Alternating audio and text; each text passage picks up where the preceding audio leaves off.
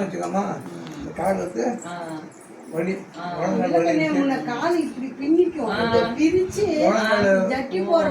இது வீடு விட்டு அப்படி நடங்க அப்படியே அக்கா பார்க்குற மாதிரி அப்படி ரொம்ப சிரமப்பட்டேன். தூக்கி உட்கார வச்சு அந்த இடம் மாற்றி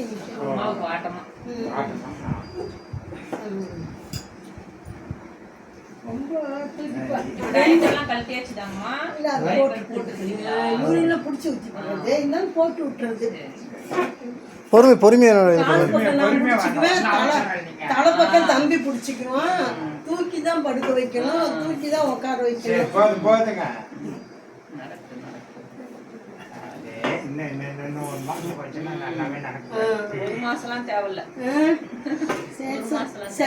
வெளியில வந்து உட்காந்து வேடிக்கை பார்த்தா மனசுக்கு ஆறுதலா இருக்கும். அது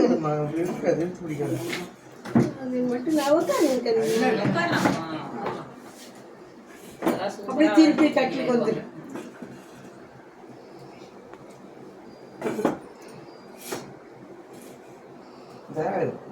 நான் இழுத்தும் போது நீ இழுத்து பிடிக்கிறத ஊசி விடு. இழுத்து பிடிக்கல அப்புறம்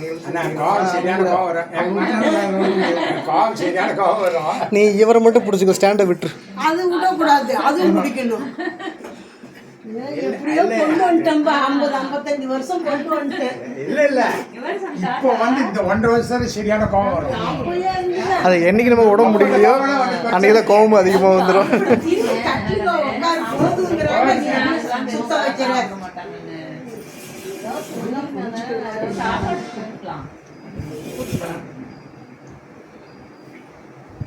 இப்படி நடந்துக்கிட்டாலே அம்மாவுக்கு எவ்வளவோ வேலை போறோம்.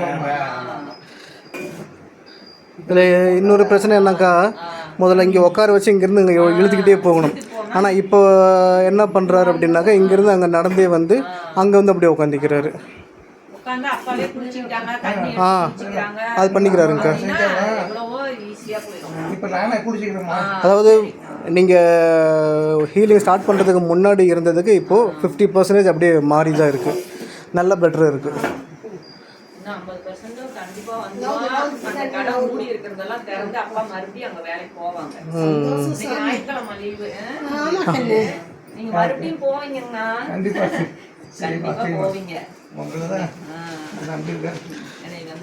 அனுப்பணும் தான் நான் வேண்டிக்கிட்டே இருந்தேன். இன்னைக்குமே 3 ஹீலிங் முடிச்சுட்டு தான் வரணும்னு காலையில ஒரு ஹீலிங் கொடுத்துட்டேன். காய வச்சு நான் சென்று எடுத்து வச்சு காய வச்சு நானே தான் சாப்பிட காய வச்சேன். என்ன பொண்ணு காய வச்சு ஒன்று அப்படியே போடணும். 2-3 கூட போடலாங்கம்மா.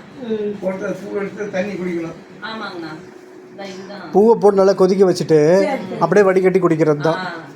இது வந்து இந்த கை நடுக்கல், இந்த கை கால் நடுக்கல் எல்லாமே சரியாயிடும். அதுல தம்பியும் குடிக்கலாமா? எல்லாருமே குடிக்கலாம். அவனுக்கு தான் நரம்பு வலி, கை வலிக்குது, கை வலிக்குதுன்னு தான் கஷ்டப்படுது. அதுக்கு இங்க வீங்கிக்கும், அடிக்கடி வீங்கிக்கும். கை வீங்கும், 4 நாளைக்கு நல்லா இருக்கும். தூக்கம் ஏனம் ஒரு குடம் தூக்க முடியாது. அது 2-3 மாசமா சோறு திங்க முடியாம இந்த கை அதாவது அவதிப்பட்டுச்சு. ஏன் தெரியாது கட்டி சோறு